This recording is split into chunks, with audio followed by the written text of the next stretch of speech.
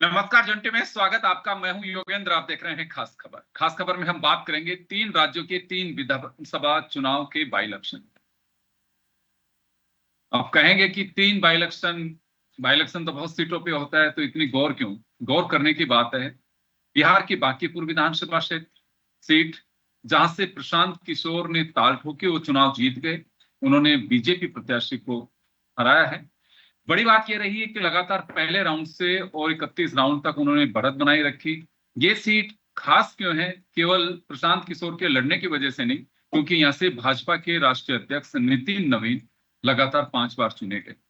ये महत्वपूर्ण सीट है और इस सीट पर बेशक अब बातें कुछ भी हो, लेकिन एक बड़ी बात आएगी कि नितिन नवीन राष्ट्रीय अध्यक्ष बने, लेकिन बीजेपी अपनी सीट को नहीं बचा पाई। कई फैक्टर इसमें, क्या नीतीश कुमार बिहार से चले गए ये असर पड़ा, या जैन जी का इस पर असर पड़ा, वोटिंग परसेंटेज कम रही, क्या इसका असर रहा?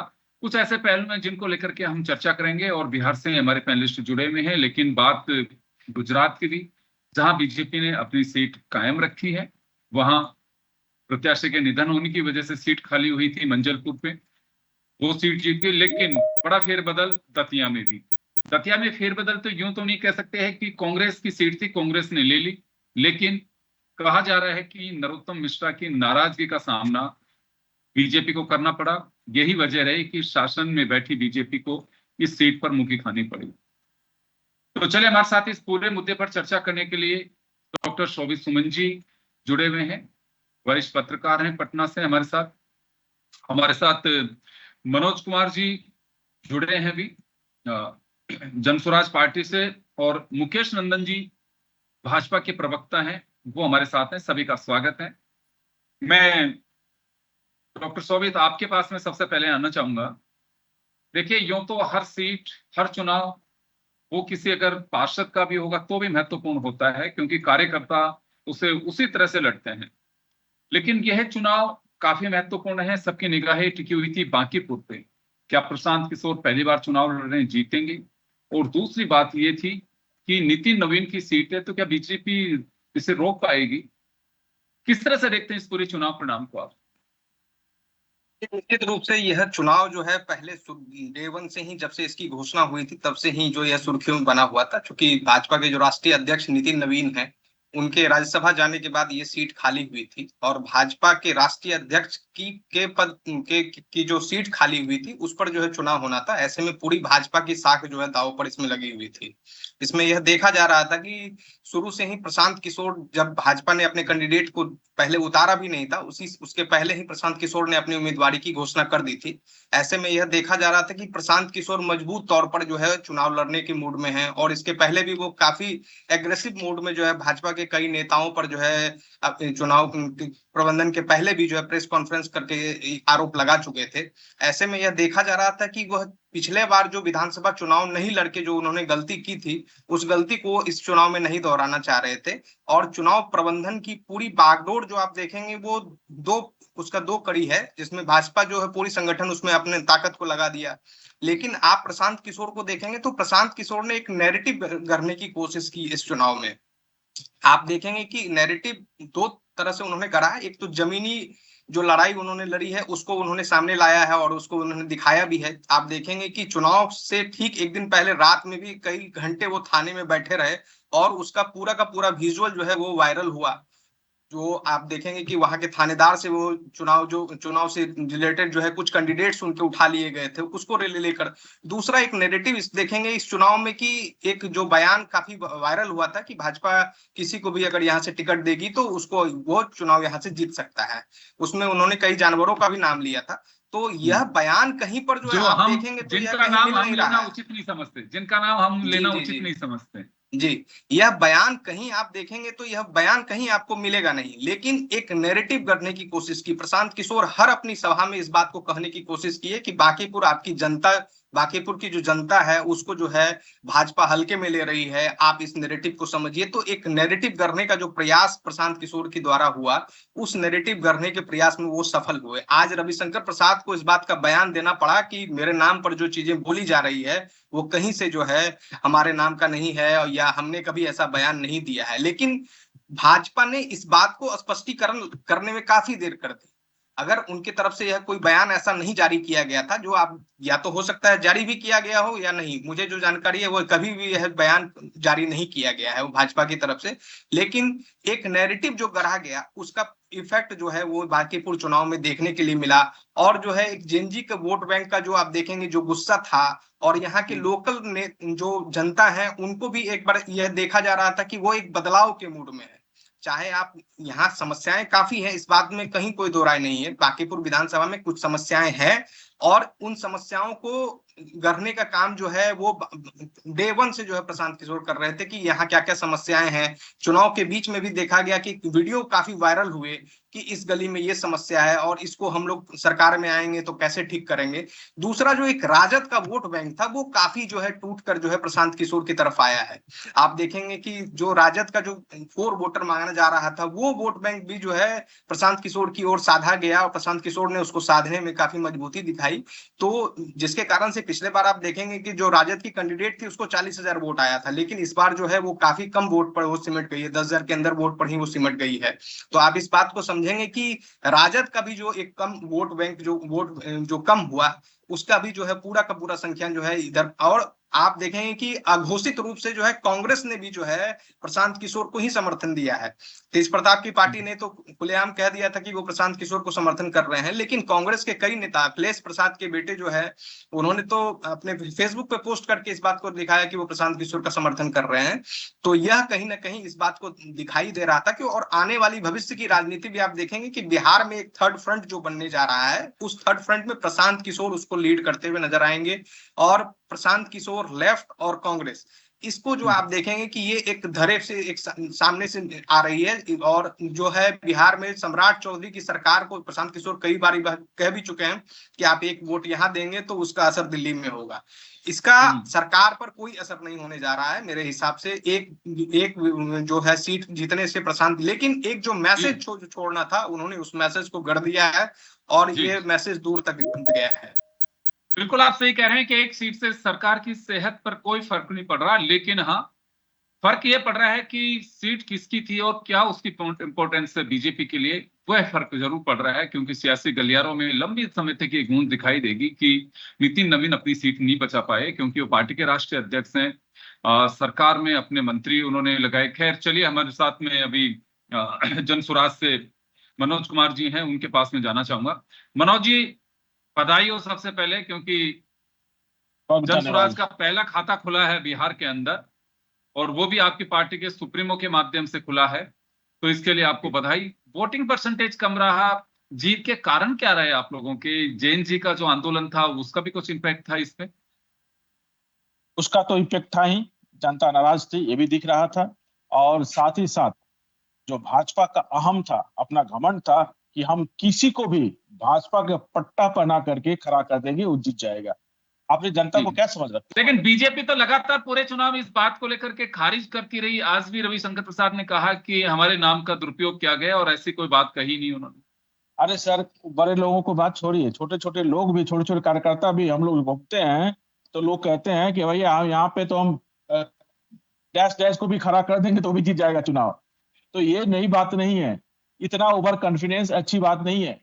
आज आप, जनता ये भी देख रही है, उतना ही नहीं, जनता ये भी देख रही है कि हम किसके 2025 में हम नीतीश जी के चेहरे पे चुनाव लड़े, और मुख्यमंत्री किसको थोप दिए, आइडियोलॉजी थोप दे रही है। अब बांकीपुर में प्रशांत किशोर जी के सामने, ये पूरा देश जानता है ना प्रशांत किशोर की एबिलिटी, उनके सामने कैसा कैंडिडेट खड़ा कर दिया जो बोल नहीं पा रहा है। तो जनता ये दिख नहीं रही है, जनता अपने क्षेत्र से ऐसे कैंडिडेट को चुनना चाहती है कि जो कम से कम वोकल हो। और सीट किसका था? विश्व के सबसे बड़े पार्टी के राष्ट्रीय अध्यक्ष का वो था, और 40 सालों से भाजपा का गढ़ था। ओवर कॉन्फिडेंस में आप किसी को भी खड़ा कर दीजिएगा और सोचिएगा कि जीत जाएगा। किसी भाजपा के नाम पे जनता जाग चुकी है, जनता अब अपने मुद्दों पर बात करना चाहती है। यही भी आ रहा है ना, हर 3 महीने में स्टूडेंट्स को पता ना क्या होता है, सरकार क्या बात करती है, क्या नहीं उनकी बात माने। हर 3 महीने, तीसरे तीसरे महीने, छठे महीने स्टूडेंट को रोडों पर उतरना पड़ता है, लाठीचार्ज होता है। क्या जनता देख नहीं रही है? वादे कुछ और किए गए थे, हुआ कुछ और। सर 2025 में भी भाजपा और एनडीए की हार हो गई होती अगर लास्ट समय में 10,000 रुपए देकर के वोटर्स के वोट नहीं खरीदे गए होते। बहुत सारे इलेक्शन कमीशन ऑफ इंडिया के जो भी गाइडलाइंस लागू होने के बाद पैसे बांटे गए, इस वक्त पैसे नहीं बांटे गए। चुनाव दिखेगा, नतीजा देखिए। एक नहीं सर, दो नहीं, 40 के 40 स्टार प्रचारक बांकीपुर की विधानसभा में एक अभिमन्यु शांत किशोर को हराने के लिए खड़ा किए गए थे, और 40 के 40 महारथी 40 साल का जो भाजपा का गढ़ था, जो किला था, बचा नहीं पाया, ढह गया। ये क्या साबित करता है? लोग गा करके, नाच करके जनता को रिझाने का काम किया है। स्वयं इस राज्य के मुख्यमंत्री आकर के अपील कर रहे हैं, जो राष्ट्रीय अध्यक्ष है उनका सीट है वो अपील कर रहे हैं। उसके बाद से अगर भाजपा चुनाव हार जाती है तो एक संदेश है, सावन का पहला सोमवार के दिन राष्ट्रीय एनडीए की हार हुई है और प्रशांत किशोर की ही जीत नहीं हुई है, ये जनता की जीत हुई, जनता का बम बम हुआ है। तो इस बात को प्रशांत किशोर को शुरू में ही बोला था कि बांकीपुर का चुनाव एक मामूली चुनाव नहीं है, अगर इस चुनाव में कुछ होता है तो इसकी गूंज, इस धमाके की गूंज दिल्ली तक गूंजेगी। और गूंजा, दिल्ली के कितने मंत्री आके प्रचार प्रसार में लगे हुए थे। नहीं जनता समझ रही चलिए है, समझ रही है कि आप लोग थोप रहे हैं। जी मनोज जी, मैं जवाब दिलवाता हूं। मुकेश नंदन जी हमारे साथ भाजपा प्रवक्ता जुड़े हुए हैं, वो जवाब देंगे। मुकेश जी, बिहार की बांकीपुर सीट क्योंकि आप लोगों के लिए महत्वपूर्ण है। अभी जन स्वराज्य के प्रवक्ता कह रहे हैं कि दुनिया की सबसे बड़ी पार्टी के राष्ट्रीय अध्यक्ष की सीट थी, वो बच नहीं पाई। सरकार में कोई फर्क नहीं पड़ेगा, लेकिन पार्टी की स्थिति पे कोई फर्क पड़ रहा है? नीतीश की कमी या कहीं खल की, या फिर जिस तरह से कह रहे हैं कि एक नैरेटिव सेट हो गया है कि यहाँ तो हम किसी को भी चुनाव लड़ा देंगे वही जीत जाएगा। आराम में चली गई बीजेपी, प्रचार नहीं कर पाई, क्या रहा कारण? धन्यवाद योगेंद्र जी। मैं काफी देर से आप लोगों की बातों को सुन रहा था। मैं सबसे पहले मनोज जी को इस जीत के लिए बधाई देता हूँ कि उनकी पार्टी जो है बिहार में अपना खाता खोल पाई है। और भारतीय जनता पार्टी के पक्ष में बोलते हुए मैं केवल इतनी ही बात कहूंगा कि एक जीत और एक हार से बहुत कुछ बदल नहीं जाता है। जिस प्रकार का ये नैरेटिव बनाने का प्रयास कर रहे हैं, अभी ये 8 महीने पहले इनकी इतनी बुरी हार हुई है, इनके 238 में से जो है कितने कैंडिडेट जमानत नहीं बचा पाए, तो एक जीत पर इतना खुश होने की आवश्यकता नहीं है। ये एक टेम्पररी जो है, वो एक रिएक्शन जो है, वो बांकीपुर की जनता का जो है, बांकीपुर की जनता भारतीय जनता पार्टी को लेके बहुत इमोशनल है।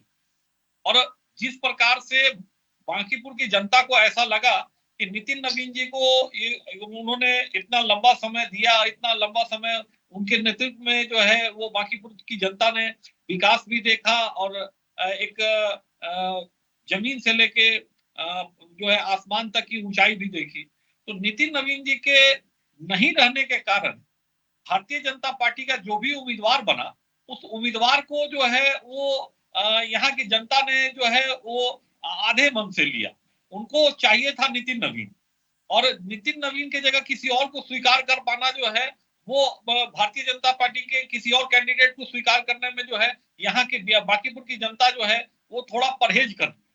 हमारा कोई जनाधार कम नहीं हुआ है। एक इमोशनल होता है, कभी कभी आदमी इमोशनल हो जाता है कि हमने जिस व्यक्ति को बनाया वो व्यक्ति ही जो है। तो यहाँ कहीं ना कहीं अगर उम्मीदवार प्रशांत किशोर जी के खिलाफ अगर नितिन नवीन जी होते तो परिणाम वही आता जो पहले परिणाम आया। लेकिन चूंकि हमारा उम्मीदवार बदल गया और उस उम्मीदवार के बदलने के कारण बांकीपुर की जनता को थोड़ा सा एक दूरी का एहसास हुआ कि भाई भारतीय जनता पार्टी ने हमारा नेता छीन लिया हमसे। और ये जो इमोशन जो था, वो इमोशन कहीं ना कहीं हम लोग को बैक फायर कर गया। इसमें कहीं से भी ये भारतीय जनता पार्टी का कोई जनाधार कमजोर हो गया या हमारी सरकार कमजोर हो गई, ऐसा कोई विषय नहीं है। ये जस्ट एक तत्कालिक रिएक्शन है कि नितिन नवीन जी को ही हमको चाहिए। बांकीपुर की जनता का कहना है कि अगर हम किसी को स्वीकार करते हैं तो वो नितिन नवीन को स्वीकार करते हैं, किसी अन्य को हम स्वीकार नहीं करते हैं। ये बिल्कुल स्पष्ट नैरेटिव है। प्रशांत किशोर जी तो जो है ना बेगानी शादी में अब्दुल्ला दीवाना हो गए। अब प्रशांत किशोर जी को एक मौका मिल गया कि हमारी जनता को एक इमोशनल जो है, जो अटैचमेंट था बांकीपुर की जनता को, वो इमोशनल कैंडिडेट नहीं मिलने के कारण जो है इन्होंने अपना एक रोल फिट कर लिया कि नहीं भाई हम जो है प्रशांत किशोर जो है वो अब इस तरह का नैरेटिव करने के जिसको होते हैं मास्टर आदमी है। आप जानते हैं कि उन्होंने पूरे देश भर में इस तरीके के बहुत सारे चुनाव में नैरेटिव तैयार किए हैं। कई बार जिसको कहते हैं कभी नाखून बाल काटने का नैरेटिव, तो कभी जिसको कहते हैं कहीं और कोई बंगाल का चुनाव में अलग। तो ये तो जीत और हार को के रूप में नहीं देख के एक इमोशनल रिएक्शन के रूप में हम लोग इसको देख रहे हैं। बाकी जो है हम लोग जो बैठेंगे तो हम लोग इसकी समीक्षा, हम लोग हर जीत के बाद समीक्षा करते हैं और हर हार के बाद समीक्षा करते हैं। भारतीय जनता पार्टी के लिए जीतना और हारना कोई नई बात नहीं है। हम वो पार्टी है जो दो लोगों से जो है 2 सीटों से हम लोगों ने 1984 का सफर शुरू किया और आज हमारे पूरे देश में हमारी सरकार है कि 19-20 राज्य में हम लोग सरकार को चला रहे हैं एनडीए के साथ मिलके। और लगातार आप देख रहे हैं कि ये हम लोग अपने चीजों का मंथन करते हैं। तो ये जस्ट एक मंथन है, ये बिल्कुल करना चाहिए। मुकेश जी इसमें कोई डाउट नहीं है कि हर घटना से सबक लेना चाहिए, चाहे पॉजिटिव हो चाहे नेगेटिव। अगर जीते तो भी होना चाहिए कि हम जीतने के कारण इसको और इम्प्रूव कैसे कर सकते हैं, हारे तो भी समझना चाहिए कि हार के कारण क्या है। बहुत अच्छी बात है। हार में हमने जो योगेंद्र जी जो बात कही, इस बात को जो है बिल्कुल दिमाग में रखना चाहिए कि बांकीपुर की जनता को इस बात का गुस्सा रहा है भारतीय जनता पार्टी से कि नितिन नवीन को क्यों, और वो विधायक बन के भी राष्ट्रीय अध्यक्ष रह सकते थे, उनको राज्यसभा क्यों भेजा गया। हमने बहुत लोगों से बात किया, बहुत लोगों ने कि आखिर क्या आवश्यकता पड़ गई थी आपको उम्मीदवार बदलने की। मतलब अगर हमारे विधायक थे तो वो जो है ना, अमित शाह जी भी राष्ट्रीय अध्यक्ष रहे विधायक बन के, उनको अगर राष्ट्रीय अध्यक्ष के तौर पर अगर वो बांकीपुर जो है ना, तो बांकीपुर ने ही नितिन नवीन जी को इतना ऊंचाई तक पहुंचाया है। आज बांकीपुर से ये अधिकार क्यों छीना जा रहा है। और ये बात जो है कहीं ना कहीं जो है ये हम बांकीपुर की जनता को समझाने में विफल रहे। हम इस बात को स्वीकार करते हैं। जी बिल्कुल। खैर चलिए, एक राजनीति में होता है, कोई पहली बार हार नहीं है और पहली बार जीत नहीं है, ऐसे ही चलता रहता है सिलसिला। बहुत अच्छी बात कही है आपने। रिएक्शन है, इससे ज्यादा का कुछ मैं वापस लौट रहा हूं आपके पास में, डॉक्टर शोभित के पास में जाना चाहूंगा। सर, मुकेश जी ने बड़े ही शालीन और उस तरीके से बताया है कि हार जीत होती रहती है, हम इसकी समीक्षा भी करेंगे, लेकिन कुछ इमोशनल कारण रहे जिसकी वजह से यहाँ पे कार्यकर्ता नहीं लग पाए और रिजल्ट उनके पास में। तो बहुत अति उत्साहित तो होने की आवश्यकता नहीं है। और दूसरा, बीजेपी पे के आरोप लग रहा है कि और कॉन्फिडेंट थी पार्टी, जिसकी वजह से ये खामियाजा उसे उठाना पड़ा। ये देखिए, बीजेपी की तरफ से जो गलतियां मुझे नजर आ रही है कि सबसे पहले जो उन्होंने कैंडिडेट दिया उसका उन्होंने प्रॉपर जो है वेरिफिकेशन नहीं किया। अभिषेक बंटी जो पहले कैंडिडेट दिए गए थे भाजपा की तरफ से, बैकफायर वो उसी समय से वो शुरू हो गया जब उसे कैंडिडेट वापस लेना पड़ गया। तो एक गलत मैसेज चला गया कि प्रशांत किशोर के सामने जो है कोई कैंडिडेट भाजपा जो नहीं दे पा रही है या फिर कोई कैंडिडेट उस तरह का नहीं मिल रहा है। दूसरा भी कैंडिडेट जो दिया गया भाजपा की तरफ से वो कैंडिडेट और बेहतर हो सकता था। इस बात की को हम लोग सब लोग जानते हैं कि भाजपा की तरफ से कैंडिडेट देने में भी थोड़ी सी जो कमी है वो दिखाई पड़ रही थी। और इस बात को कई जगह पर प्रशांत किशोर ने कहा भी है कि आप दोनों कैंडिडेट को जो है एक डिबेट करवा लीजिए, कौन बांकीपुर के लिए कितना अच्छा सोचता है, किसके कितने अच्छे विचार हैं और कौन कितना पढ़ा लिखा है। इन सब चीजों का जो नैरेटिव है वो उन्होंने शुरू से ही करना शुरू कर दिया था। तो भाजपा की तरफ से जो पहली गलती उसी समय से शुरू हो गई थी। हालांकि भाजपा इस बात को चुनावी प्रबंधन के लिए जानी जाती है, लेकिन इस बात को लेकर भाजपा के पास बांकीपुर में ही काफी अच्छे कैंडिडेट थे, बहुत अच्छे कैंडिडेट थे, लेकिन क्या वो कारण रहा, अब तो वो पार्टी के अंदरूनी विषय की बात है कि वो लोग अब बैठक में इस बात को सामने ला पाते हैं कि नहीं, कि कैंडिडेट देने का जो सिलेक्शन था वो किस आधार पर किया गया था। और क्या भाजपा कैंडिडेट देने के बाद भी जो प्रशांत किशोर द्वारा जो नैरेटिव गढ़ा जा रहा था उस नैरेटिव के काट के लिए भाजपा की तरफ से वैसे कोई चीजें नहीं दिखाई पड़ रही थी कि जैसे प्रशांत किशोर को वह इस चुनावी जो उनकी जो समीकरण है उसमें मात दे पाए। जहां तक जातीय समीकरण की बात देखें कि चूंकि यह माना जाता था कि बांकीपुर का जो विधानसभा क्षेत्र है वो जातीय समीकरण में जो है कायस्थ वोट बैंक को जो है साधने के लिए जाना जाता है कि आप अगर उस वोट बैंक के उम्मीदवार हैं तो आपकी उम्मीदवारी तय है और आपकी जीत भी उसमें तय है। लेकिन आप देखेंगे कि इस चुनाव ने भी जातीय समीकरण के नैरेटिव को भी तोड़ा है। आप जी। देखेंगे कि भाजपा को भी जो है काफी जो है हर पार्टी से वोट मिला, हर जाति से भाजपा को भी वोट मिला है, लेकिन प्रशांत किशोर को इसके इतर काफी अच्छी संख्या में वोट मिला है। आप देखेंगे कि जो अगड़ी जातियां हैं, जो भाजपा का वोट बैंक मानी जाती है, वो जातियों का भी वोट बैंक प्रशांत किशोर को मिला है। और यहाँ मुस्लिम बहुल संकेत ये एरिया मान में जो सकते है, हैं, यहाँ जी जी शोभित जी ये संकेत मान सकते हैं कि कोई भी जाति या यूं कह करके चले मतदाता किसी के बंधन में बंधा हुआ नहीं है। उसे लगता है कि नहीं, वोट मुझे किसको डालना है, वो जा सकता है। पहले एक दौर था कि पर्टिकुलर कास्ट, कौम, गलियां, मोहल्ले, गांव किस पार्टी के जुड़े हैं वहां मत जाना, लेकिन अब ये मुझे लग रहा है मिथक टूट चुका है। जी। आप देखेंगे कि आज की जो मतगणना हुई उसी में आप देखेंगे कि जो कैंडिडेट है भाजपा की, उसके अपने बूथ पर जो है वो पीछे चल रहे थे। यहाँ के सांसद रविशंकर प्रसाद हैं, उनके बूथ पर वो पीछे चल रहे थे।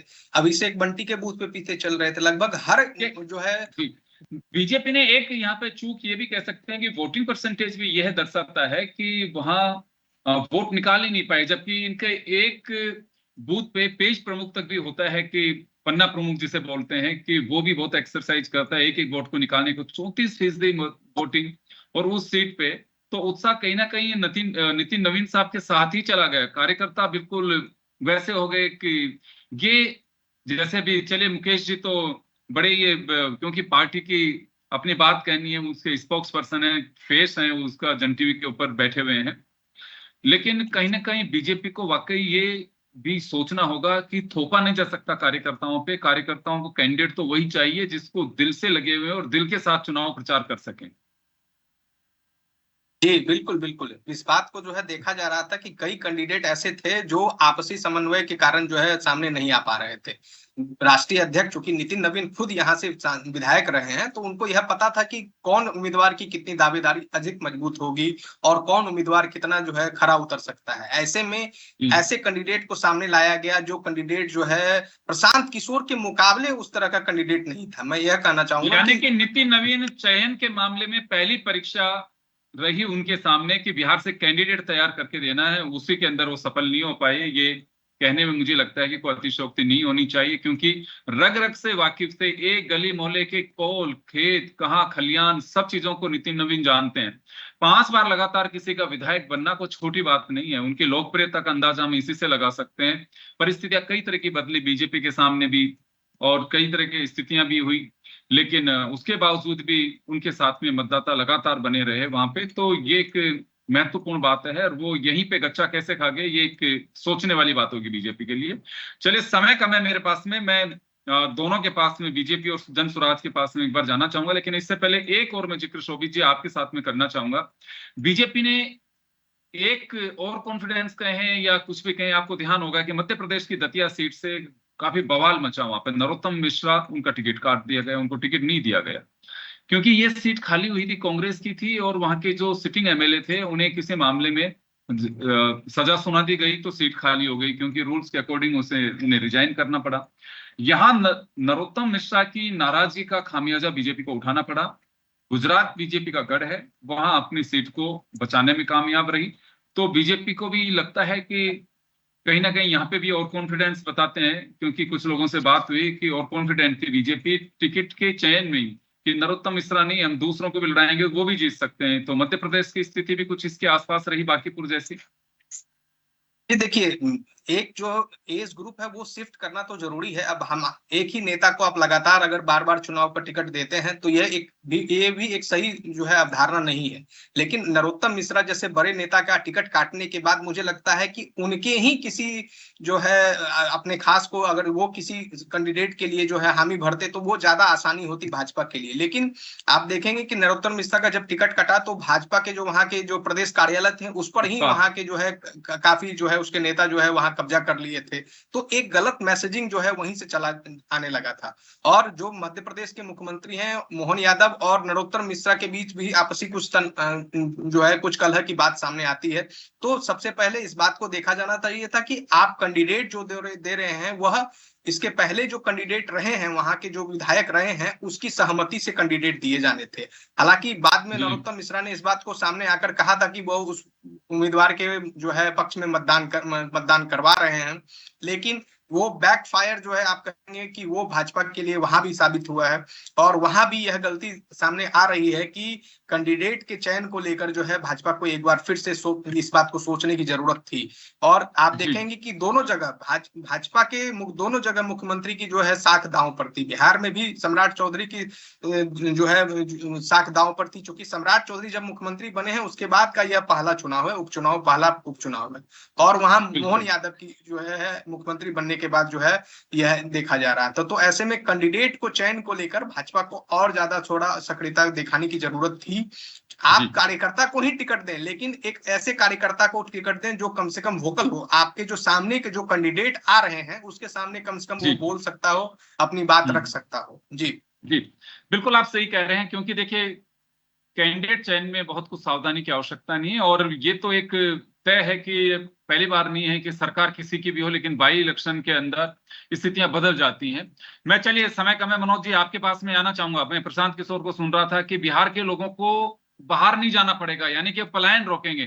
सरकार आपकी नहीं है, एक सीट है, आप कैसे करेंगे इन चीजों को? भरोसा बहुत बड़ा दिलाया अपने बिहार की जनता को, कैसे मैनेज करेंगे? जी बिल्कुल, देखिएगा विधानसभा में जब जाएंगे अपनी बातें उनके सामने रखेंगे और सरकार जो है उनकी जो विजन है उनमें कमियां क्या वो रखेंगे। क्योंकि सरकार हर बार कंपनी को दावत देती है लेकिन कंपनी एस्टेब्लिश नहीं होता है, रोजगार की दावत देती है लेकिन रोजगार एस्टेब्लिश नहीं होता है, और कहती है कि यूनिवर्सिटी खोलने का दावा करती है लेकिन एजुकेशन नहीं होता है। ये बातें सबको समझ में आ गई है, ये बातें हम लोग रख रहे हैं।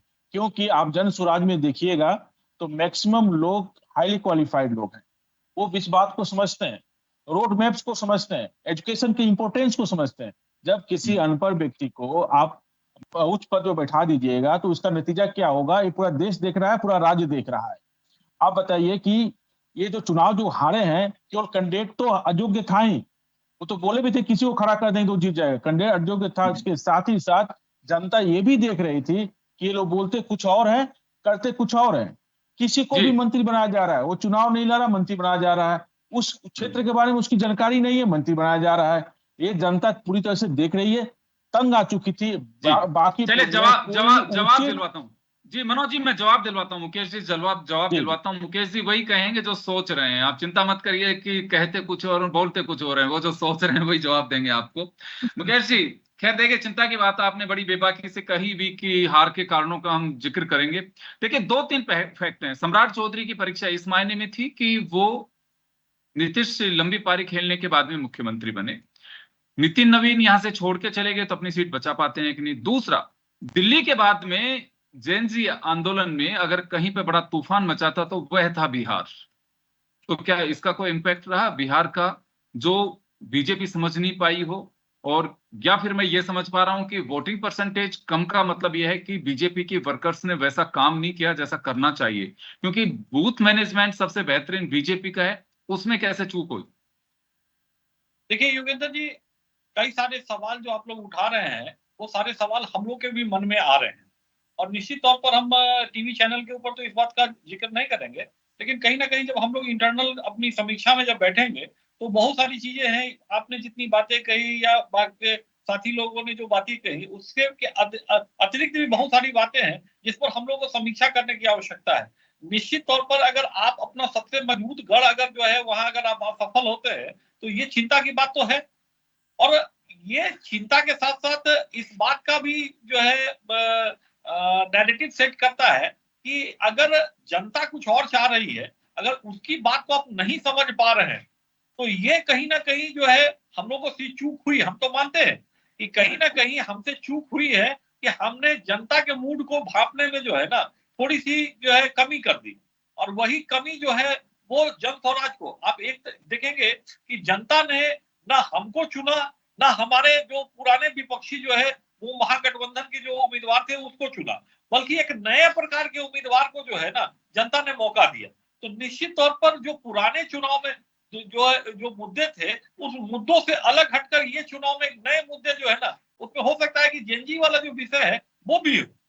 आपने सही कहा कि भाई प्रोटेस्ट जो है वो दिल्ली में हुआ और उसके अलावा जो सबसे बड़ा प्रोटेस्ट जो है वो पटना में और बिहार में हुआ।